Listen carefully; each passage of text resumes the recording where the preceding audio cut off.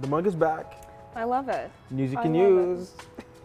And we have lots of news you can use this year. It's been a wild year for news stories. Like, I also feel like I can't even remember what was the first news you can use story we did because there's been so many. For sure. And it's like, you guys have been along for this ride, and of course, news you can use has changed throughout this year. But we're definitely in a groove now. We've been breaking news, we've been making news. We've had some incredible guests come on recently to share their Amazing stories. Exclusives, and like stories that really make you think. So we used to have this cute little desk. Okay. That we used to sit on. And we never had a teleprompter. So everything was, it was notes and memorization and just hoping that the memory would do its thing. They did. Yeah. Oh, yes, yeah. that was a great one. Yes, you guys did that. We had the tow truck. Yeah, that was a big one. The revelations about what was happening with the tow truck industry here in Ontario and all the scamations that were happening. Dozens of firearms seized, and at least 4 people have died related to this turf war. Well, and it wasn't like sorry, you were saying like it's not regulated, right? So like you're not sure if you're being ripped off or not. On top of that, we also had a very revealing story when we talked to healthcare workers at the beginning of the year. Healthcare workers who have been going non-stop, and they weren't being treated, I don't think, the way they deserve to be treated in terms of being properly compensated and getting, appropriate benefits and supported, by their employer, which ultimately is the government. It's far from like a problem that's exclusive to healthcare workers, you know what I mean? Like most industries at some capacity experience burnout. So you should understand how burnout affects people, and you really want people who are burnt out being in charge of the country's medical care ever, let alone during the worst pandemic we've seen. That's so true. But what was like your top 3 favorite news you can use stories that we covered here? So PAD, pre-anti-dev. Yeah. My favorite. Or BAD, before anti-dev. Whichever you'd Bad. prefer. That's it. Bad, before anti-dev showed up. I really liked the homeless encampment one. I thought it was because we hear about it so much on the news, but how often do we actually hear from people who are living in these encampments, see the situation and the environment, like the standards that they're living in. So I thought that was really, really beautifully done, and it shone a light on something that affects so many people, Bunch of small ass men? Jesus Christ. AAD, after anti-dev, I would say that I really, really enjoyed producing the story about the young woman from London who has experienced the verbal abuse from the teacher. Because I was just so shocked she would use that word. Yeah.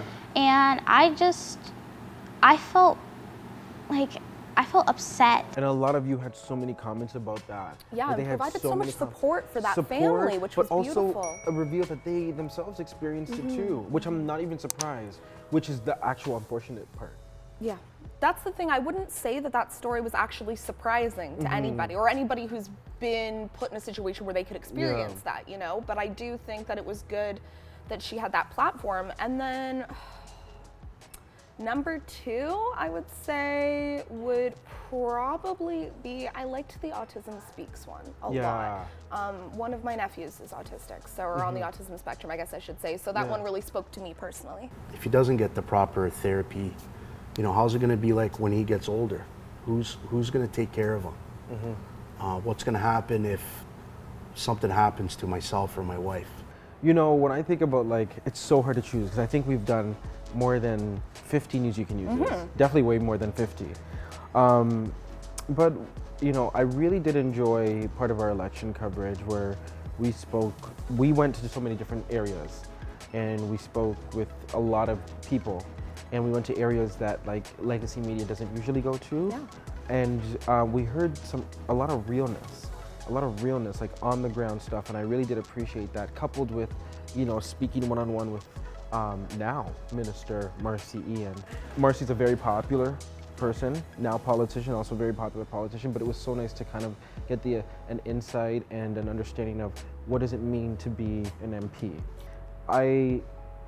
I didn't enjoy this one, but I'm happy that we told this story, which was the TTC rider who was beat up. And when you read the comments in that video, it shows you that this wasn't an isolated incident. This guy being beat up by police, okay, they weren't even wearing their uniforms, by the way, okay?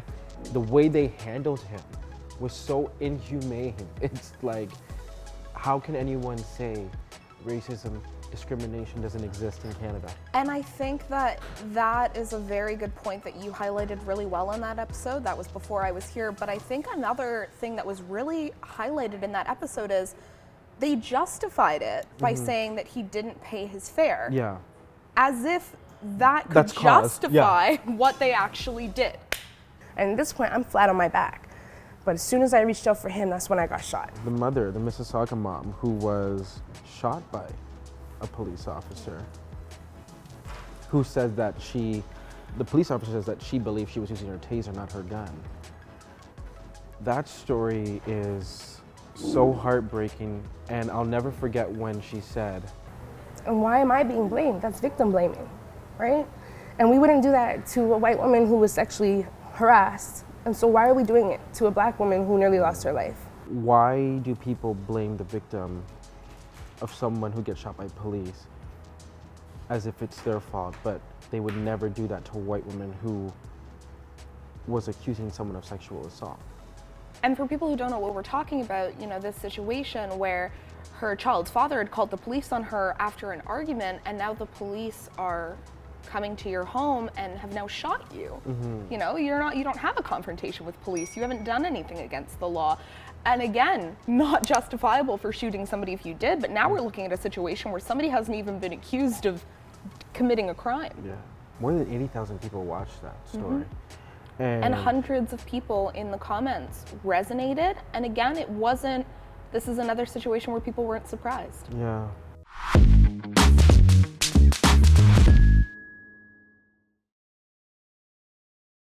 Hey BG Squad, thanks so much for checking out our channel. And listen to this, we have more great content for you, like this video right here and this video right here. By the way, don't forget to subscribe to this channel right now and tap that notification bell.